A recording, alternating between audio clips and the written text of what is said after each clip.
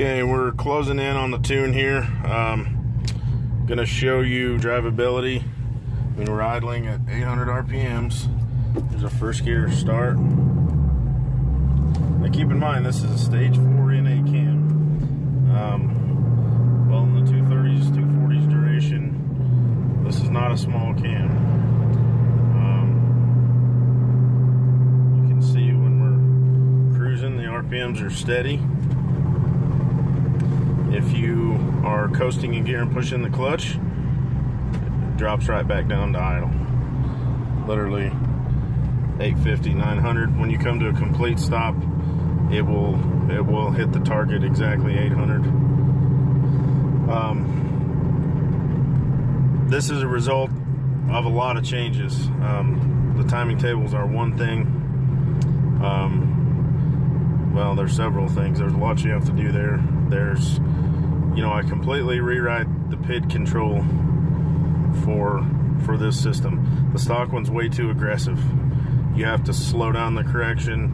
You have to put in a different throttle body area constant so that you're starting from a different baseline. There's a lot you have to do, but cars that are not tuned this way, in my experience, regardless of who did it or where they came from, will not have the drivability. They will surge, they will die when you come to a stoplight.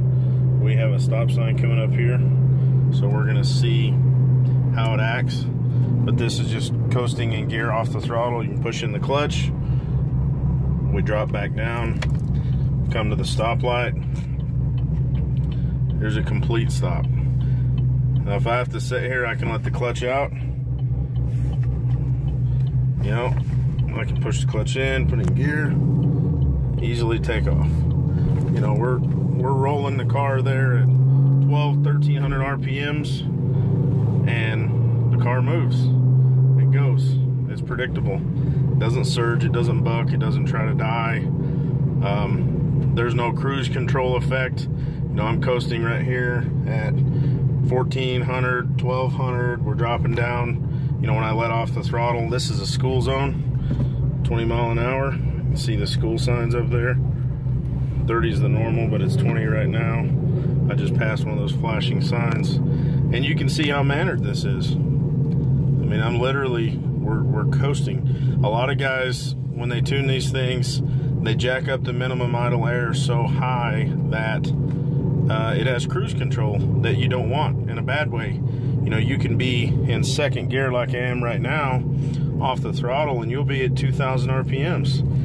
You'll be coasting 30, 40 miles an hour sometimes.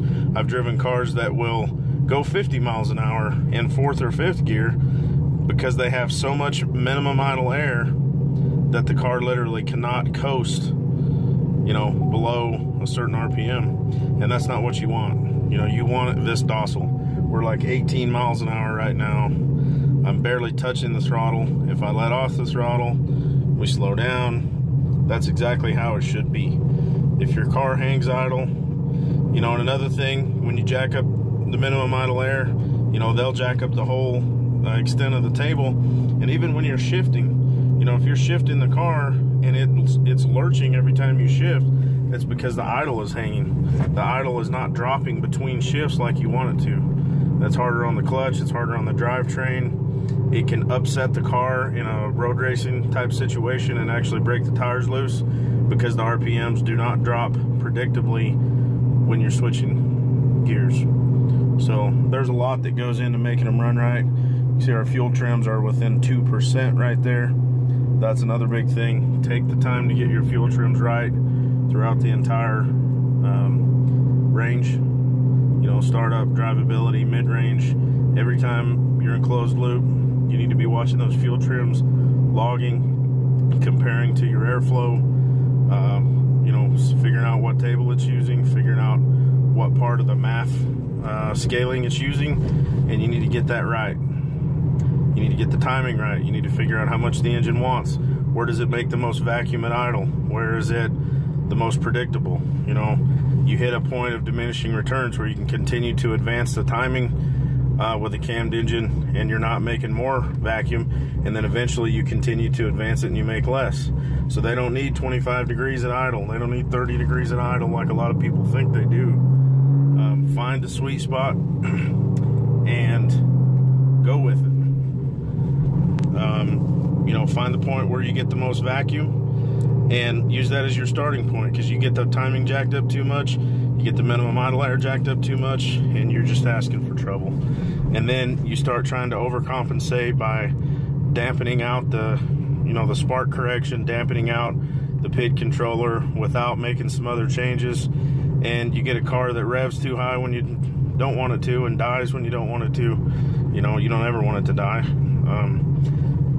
You know, so you just throw this whole system into chaos if you don't methodically approach every part of it. There's hardware changes too. We modify the throttle body not to get more airflow. We can command this throttle body to get as much air as we want, but you have to realize that the throttle body steps are move at minimum position. What that means is when the throttle is trying to trim the airflow based on the PID loop and what it's telling it to do, with the stock configuration, it's gonna move too far.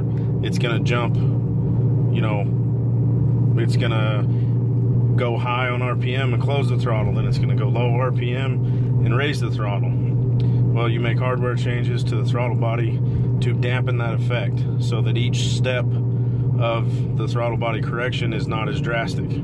So you smooth it out that way.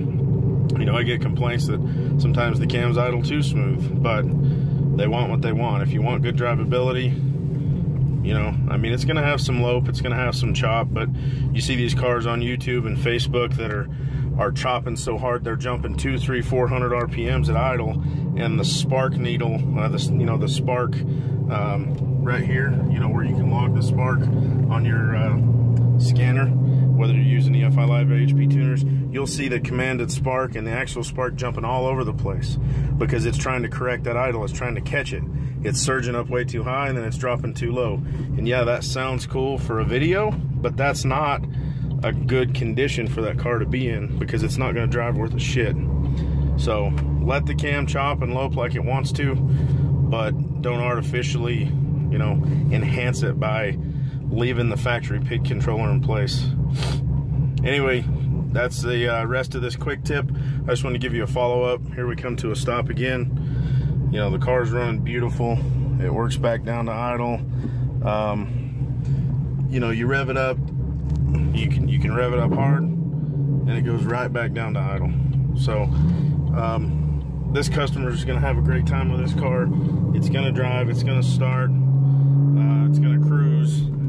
It's going to be a pleasure to drive, and it's a big cam that makes a lot of power. So you can kind of have your cake and eat it too, but you have to put in the effort.